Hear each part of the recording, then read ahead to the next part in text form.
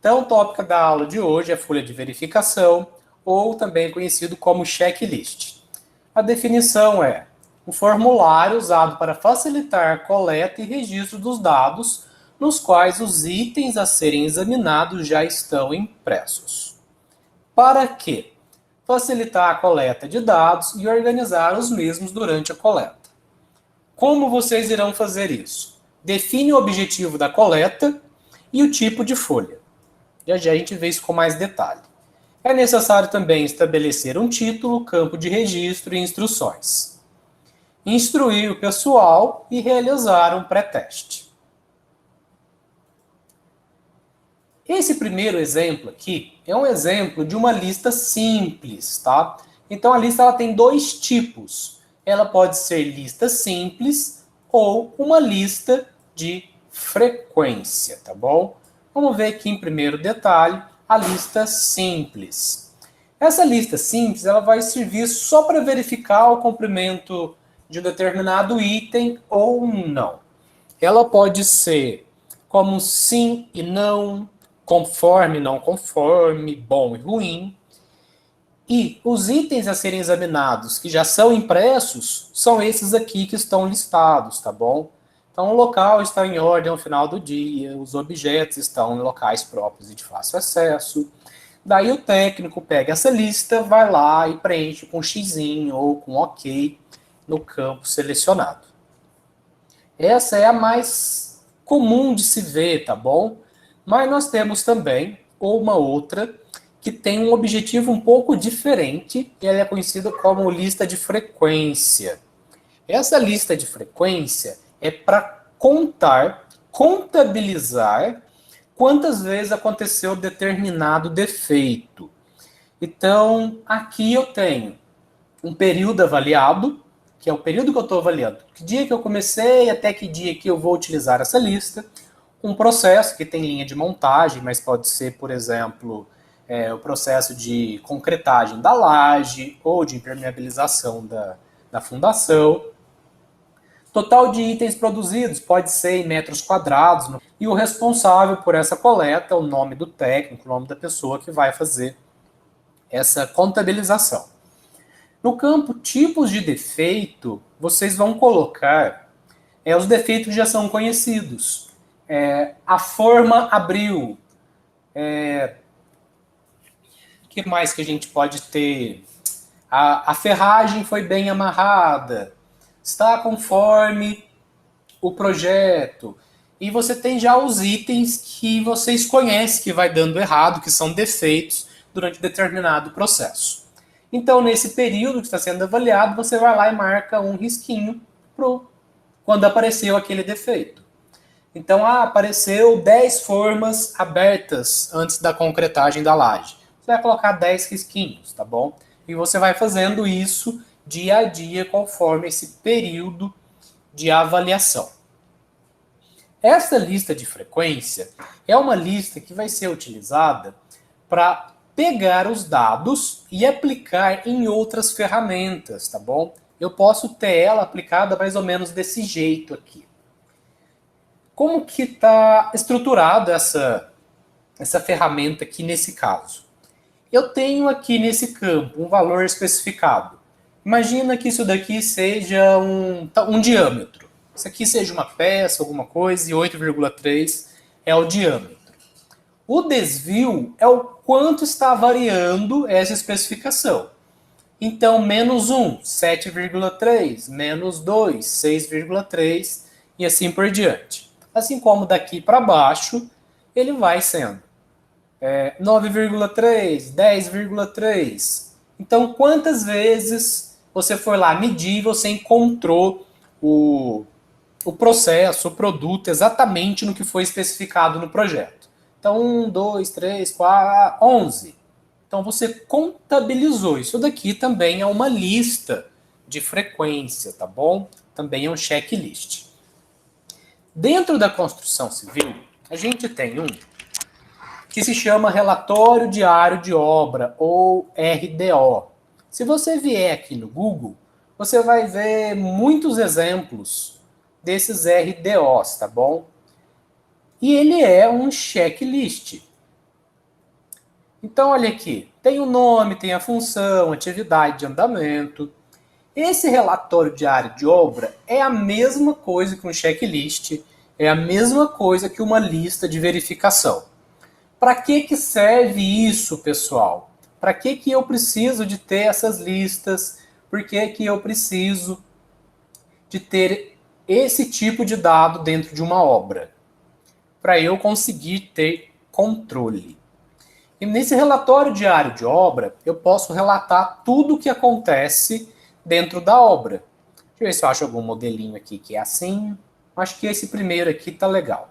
Então, por exemplo, eu vou contabilizar o total de trabalhadores na obra, o total de horas trabalhadas. Assim eu consigo medir a produtividade, consigo medir de fato se eu estou conseguindo atingir o cronograma da obra. E aqui eu faço um descritivo, o nome do fulano. Ah, o pedreiro lá, o Zé Canjica, na função de pedreiro, ele estava assentando blocos. Você vem aqui e escreve, estava assentando blocos. Que hora que ele começou, que hora que ele terminou. Por que isso é importante? Porque eu passo a ter controle. Então, checklist, relatório diário de obras, ou RDO, ou folha de verificação, vai servir para trazer controle na obra. E o que eu quero controlar basicamente com isso? O primeiro é a qualidade. O segundo, produtividade. O terceiro, rastreabilidade. Como assim? Então vamos lá. Como que eu consigo controlar a qualidade através de um checklist? Eu consigo saber em quais condições foi feito determinado trabalho. Porque o que acontece na obra? Se deu um problema, você nunca vai achar o responsável por aquele processo. Você nunca vai achar quem que fez. Um vai jogar a culpa para o outro e você nunca vai encontrar o que aconteceu naquele dia. A menos que você tenha controle através de um checklist, de um relatório diário de obra. A produtividade. Você vai conseguir controlar o quanto foi feito. E lembrando, pessoal, que isso daqui não é para encontrar culpados, tá? Não é para você jogar a culpa de algum problema. O importante é o quê? Entender quando e como aquilo aconteceu. Imagina o seguinte, chegou material na obra e ninguém conferiu. Como que você vai conseguir controlar isso de fato? Só se você tiver um checklist, você tiver esse relatório diário de obra, para você entender qual dia que aconteceu, você entender quem que era o responsável por controlar a chegada desse material, quem que deixou de fazer, e não é para você ir culpar a pessoa, você foi lá e não fez, você está demitido. O que é o trabalho da empresa? Treinar as pessoas, e quando você treina, você garante que o processo tenha qualidade. Lembra lá da abordagem que a gente passou na história da qualidade, que é preciso ter um foco no processo? Se eu garanto o processo, se eu garanto que as pessoas estão treinadas, eu consigo, de fato, ter qualidade dentro da minha obra. Então, o checklist ele vai servir basicamente para isso, tá? Para te dar um controle de qualidade, produtividade e rastreabilidade, para você entender quando e sob quais circunstâncias aquele problema aconteceu. Se eu tiver um checklist de frequência, o meu objetivo é completamente diferente, tá? de um relatório diário de obra ou de um checklist simples. Esse daqui é basicamente quantificar os problemas. O primeiro objetivo do checklist de frequência é quantificar os problemas. E o segundo, estruturar a coleta de dados. Mais para frente, vocês vão conseguir entender por que é tão importante essa coleta de dados, tá? Porque são esses números quantificáveis que vocês irão utilizar nas outras ferramentas. Então, se dentro da gestão da qualidade a gente tem ferramentas estatísticas, a gente vai utilizar isso basicamente, vai utilizar os dados dentro da lista de frequência, dentro dessas ferramentas estatísticas. Então, por isso que ela é bem importante. Outro ponto importante sobre isso é que ela geralmente nunca vem sozinha, tá? Geralmente esse checklist, esses métodos vêm acompanhado de outras ferramentas. O próximo que a gente vai aprender é um fluxograma. Voltando aqui nos slides, eu tenho um fluxograma que ele tem uma definição de ser uma representação gráfica de um sequenciamento de etapas. Então essa é a definição do que é um fluxograma, tá? Então se ele é uma representação gráfica, é a mesma coisa que eu dizer que isso daqui é um desenho. Então, um fluxograma é um desenho com sequenciamento de etapas. E como que é uma forma que eu sequencio as coisas? Eu posso utilizar flechas. Então, você viu um desenho que tem flechas, uma seguindo para outro quadrinho, ele tem uma cara muito comum de um fluxograma, tá bom? Além disso, nós temos aqui o que a gente chama de operadores. Assim como vocês já devem estar cansados de ouvir falar sobre normas de ABNT e essas outras coisas, e se aqui precisa de seguir um padrão, há também uma normatização para fluxogramas. Então você tem dezenas de operadores e cada um desses significa uma coisa diferente, tá bom? Esses daqui são os principais, os mais utilizados, tá bom? Então eu vou passar ele para cá para a gente entender como que funciona esses operadores. Aí agora veio. Então se vocês puderem anotar pelo menos esses, ou pegar depois nos slides, esses que são os mais importantes, tá? Existe fluxograma que não segue a norma? Existe, da mesma forma que existe desenho técnico que não segue norma nenhuma, tá? Mas a gente vai trabalhar aqui na norma, que é, pelo menos, a capacidade de vocês conseguirem fazer um fluxograma básico e ler os demais fluxogramas. Então, eu tenho um primeiro operador, que é um retângulo com os cantos arredondados, e ele significa o início. Ele significa que é o início de um processo, tá bom? Então vamos colocar aqui.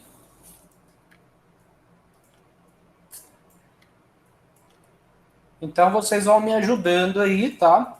Vamos imaginar aqui que seja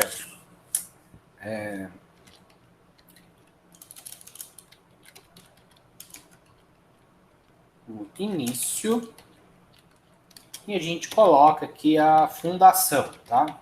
Da casa. E a gente vai escrever um pequeno procedimento através de um fluxograma. Pessoal, eu estou fazendo aqui nesse desenho, tá? Aqui nesse programa, mas dá para fazer no Excel, dá para fazer no Word, dá para fazer em alguns softwares específicos, tá? Você pode procurar na internet por Flowchart, por Visage, que são alguns programas, inclusive online, que pode fazer esse fluxograma de um jeito mais fácil, tá? Mas como não é obrigatório vocês aprenderem esses softwares, esses programas mais específicos, vocês podem fazer inclusive à mão, tá bom? Então eu tenho aqui um operador que inicia o meu processo e ele vem e é necessário que eu tenha uma flecha.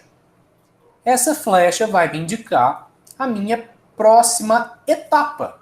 Então, se meu fluxograma é uma representação gráfica com um sequenciamento de etapas, aqui é a minha próxima etapa. Então, a gente vem e escreve aqui dentro o que é dessa ação, operação, porque eu estou utilizando um retângulo. Então, vamos lá. Preparação do terreno. Depois que eu preparei o terreno, eu venho e faço uma nova etapa. Depois de eu preparar o terreno, eu posso, por exemplo, partir para uma decisão. Uma decisão é um losango. Um losango. E esse losango é um operador básico que vocês devem aprender a utilizar. Se ele é uma decisão, ele traz uma resposta de sim ou não. Ele é um operador que a gente chama de operador binário, tá? Então, dentro dele, é preciso que você tenha uma pergunta. Uma pergunta. E essa pergunta, você tem que ser direto nela, tá bom? Então, por exemplo, está conforme o projeto?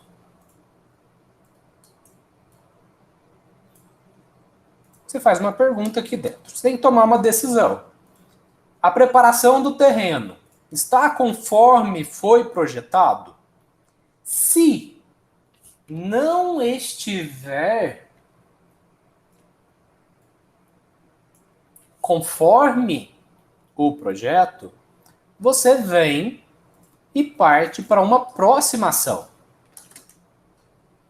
Você faz uma flechinha e coloca, por exemplo, aqui um documento. Vamos ver se eu tenho esse desenho aqui pronto, senão eu vou ter que fazer o desenho. Isso daqui significa o quê? Um documento. Então eu preciso documentar que foi feita uma preparação e não estava conforme o projeto. Então eu coloco aqui, vamos colocar aqui, documentar com fotos e enviar para o escritório. Então eu estou gerando um documento falando que o negócio não estava bom, enviei para o escritório e depois eu volto o meu processo lá no início. Eu posso voltar direto aqui. Eu vou colocar um risco, não nada a ver aqui, tá bom? Vai ficar torto mesmo, porque não é curso de design, é curso... Ficou do lado errado a porcaria da seta. Então vamos lá. Então, veio na preparação do terreno, não estava conforme o projeto, ele documenta com fotos, envia e volta para a preparação do terreno de novo para refazer aquele trabalho. Mas beleza, agora ficou certinho, tá lá conforme o projeto, então é um sim. Se ele é um sim, eu passo para uma próxima etapa. Então se atentem, pessoal, que dentro de um fluxograma, quando eu tenho esse operador, que é um operador de decisão, ele é o único operador que vai sair duas setas. Pode ser que tenha algum outro que saia duas setas? Sim, mas estará fora da norma BNT. Então, pela norma BNT, o único operador que vai sair duas setinhas vai ser esse losango aqui, que é o de decisão. Então, beleza, eu fui lá, vi que o negócio estava de acordo com o projeto, eu passo por uma próxima etapa, que é fazer os... É gabarito que chama? Demarcação Vou lá, faço o gabarito. Depois eu passo para uma próxima etapa, que é escavar as valas. Acho que é isso, né? Escavação.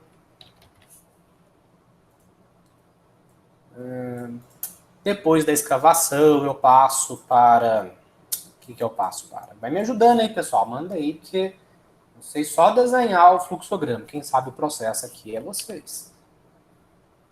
Então, depois da escavação, eu faço a armação do baldrame, sapatas. Então, eu vou colocar aqui sapatas e baldrames. Depois eu passo, sei lá, aqui a setinha. Passo para a próxima etapa, que é a concretagem. Depois que eu concreto, o que eu tenho que fazer? Eu tenho que esperar, não tenho? Então eu tenho aqui um operador que significa espera. Então eu vou lá e coloco um operador de espera, de demora. Então, depois da concretagem, eu espero. Quanto tempo que espera aí para secar? Eu não sei. Responde aí para mim alguém, por favor. Ninguém sabe. Então, sei lá, vamos esperar a cura total aí, 29 dias. Sei lá, tô chutando aqui, tá, pessoal? É só para vocês entender conforme o que é necessário para você desenhar um fluxograma, tá bom? Um outro exemplo, imagina que eu tô aqui desenhando meu fluxograma e acabou a minha folha. O que eu faço? Eu utilizo um conector. Então eu venho aqui e coloco, por exemplo, o número 1 aqui dentro. É meu conector número 1. Eu vou lá, pego outra folha, pego esse conector lá em cima, uma folha em branco, e eu começo de novo. Então eu conectei folhas diferentes de fluxograma, tá? E vou aqui continuando. Se eu tenho um outro conector, eu coloco o númerozinho 2 lá. E você vai desenhando assim conforme é necessário. Então, vamos lá, depois de esperar os 29 dias, eu faço a impermeabilização. Vou lá, espero mais tanto tempo, dou tantas mãos, isso, aquilo, tá bom? Eu tenho vários outros operadores, tá? Mas esses aqui são os mais básicos. Esse aqui é os mais simples e vocês conseguem desenhar fluxogramas bem completos só com esses operadores aqui. Eu tenho o operador, por exemplo, de um triângulo que significa arquivo, um triângulo invertido significa arquivo temporário. Então, por exemplo, aquelas notinhas que chega de quando você recebe material, ele é um documento, tá? Ele tem este símbolo aqui, e você arquiva ele temporariamente por tantos dias. Então, aqui nota de recebimento. Por que isso daqui, pessoal, é importante? Lugar nenhum usa isso. Nossa, quanta burocracia. Aí eu guardo isso aqui por 15 dias, por exemplo. No arquivo temporário lá da obra. Nossa, isso aí não existe não, professor. Nossa, eu nunca vi isso na obra. Mas isso aqui é tudo medida de controle para que você padronize os processos. Então, se a empresa ela tem um certificado de qualidade, é necessário que ela tenha os processos padronizados. Eu já falei com vocês várias vezes, e repito para não sair da cabeça de vocês. Sem padronização não existe qualidade. Então imagine que você está sendo auditado, você tem uma auditoria da Caixa para ver se você está seguindo todas as normas, tudo que foi contratado, e eles chegam lá e vê que teve um problema de infiltração. Ele vai perguntar: cadê o seu procedimento de impermeabilização? Uma das formas de você fazer um procedimento de uma forma assim, rápida e visual e controlar que todo mundo siga é através de um fluxograma. Lembra também, pessoal, que dentro do 5W, 2H, um dos Hs era como, o how. Então, como que eu faço isso? Você pode colocar vide fluxograma. Porque aqui no fluxograma ele tem o quê? Um passo a passo de como se faz. Então, só para não ficar aqui perdido, depois que você faz tudo isso, da mesma forma que você colocou o início, depois da impermeabilização, você terminou.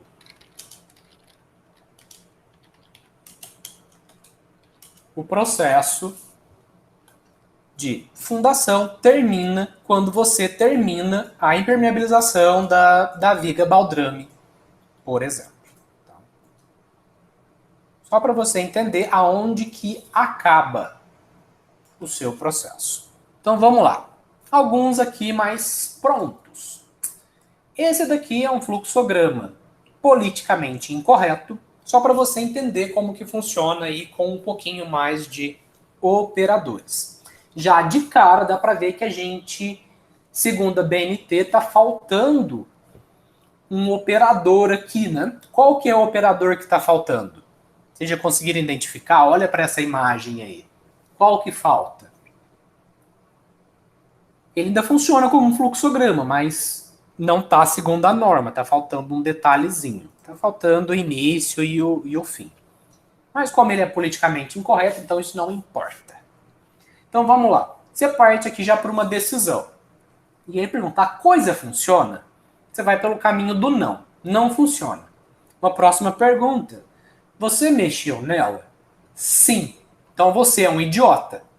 Porque você foi mexer nela. Alguém sabe que você mexeu?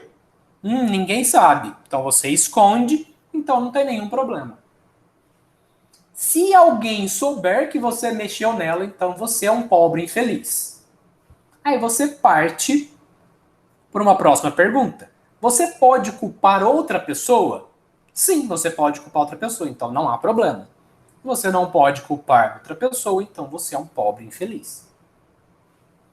O mesmo caminho. Coisa funciona? Não. Você mexeu nela? Não. Vai estourar na sua mão? Não. Finge que não viu, então não tem problema. A coisa funciona? Não. Você mexeu nela? Não. Vai estourar na sua mão? Sim. Você é um pobre infeliz. Você pode culpar outra pessoa? Não. Então você é um pobre infeliz. Da mesma forma que a coisa funciona? Sim. Não mexa, então não tem problema. Então é só um detalhezinho, tá? Para vocês conseguirem entender como que funciona essa questão das perguntinhas aqui dentro desses operadores logísticos aqui.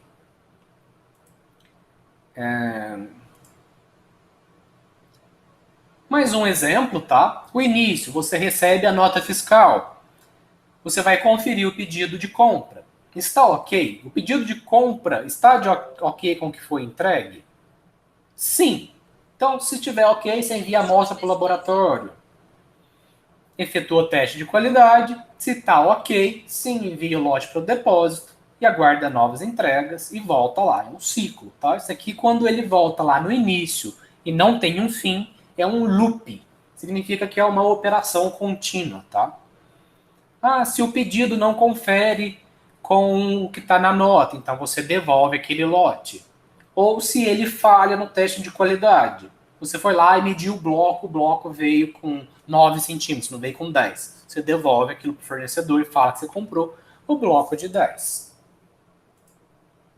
Esse daqui é um exemplo de um fluxograma da parte de administração, tá bom? Mas só explicando rapidamente, esse daqui ele divide por setores. Você tem uma parte que cabe ao funcionário, outro departamento pessoal e outro departamento financeiro. Esse operador logístico você já viu, ele significa documento. Então, quando eu tenho dois deles, significa que eu tenho duas vias. Solicitação de adiantamento de salário, a SAS. Então, essas duas vias vai para o departamento pessoal, os caras vão verificar a data. Se for antes do dia 20, aí ele vai devolver essa solicitação lá para o funcionário, porque ele não pode fazer solicitação de adiantamento de salário antes do dia 20, ok? Então, isso daqui é mais administrativo, tá? Não vou me apegar nisso daqui, não. Mas esse daqui é um importante, tá? Esse é um fluxograma dentro da construção civil e é um procedimento para assistência técnica. Você foi lá, entregou o imóvel e acabou que teve algum problema. Então você tem o início, você tem a solicitação do cliente, que é um documento. Você passa, analisa a solicitação, faz uma vistoria e você já passa para uma decisão. Aquilo que ele solicitou é de responsabilidade da construtora? Se não for responsabilidade da construtora, você informa o cliente, gera aqui duas vias de uma carta para o cliente, uma você envia para o cliente e outra você manda para um arquivo. Enfim. É responsabilidade da construtora? Sim. Então você programa a realização do serviço, você supre ou compra os materiais que são necessários, aloca a mão de obra, realiza o serviço, entrega ao cliente ou executa o serviço, né? E o serviço foi aceito. O cliente falou, tá ok, é isso mesmo. Se não estava ok, você toma ações corretivas, volta e realiza o serviço novamente. O serviço foi aceito. Então, o cliente assina um termo de aceitação. Aqui eu já tenho um operador que tem que ter o documento. E uma vai para o arquivo e outra fica com o cliente. Mais uma vez, por que isso é importante? Porque documento é um procedimento que está garantindo que o funcionário tem que gerar documentos dessa assistência técnica. Porque isso pode impactar em futuros financiamentos da construtora. Então, parece uma ferramenta, sim, que não se utiliza muito, mas que ela tem um objetivo muito claro dentro da construção civil, que é garantir controle, garantir padronização. Beleza, pessoal?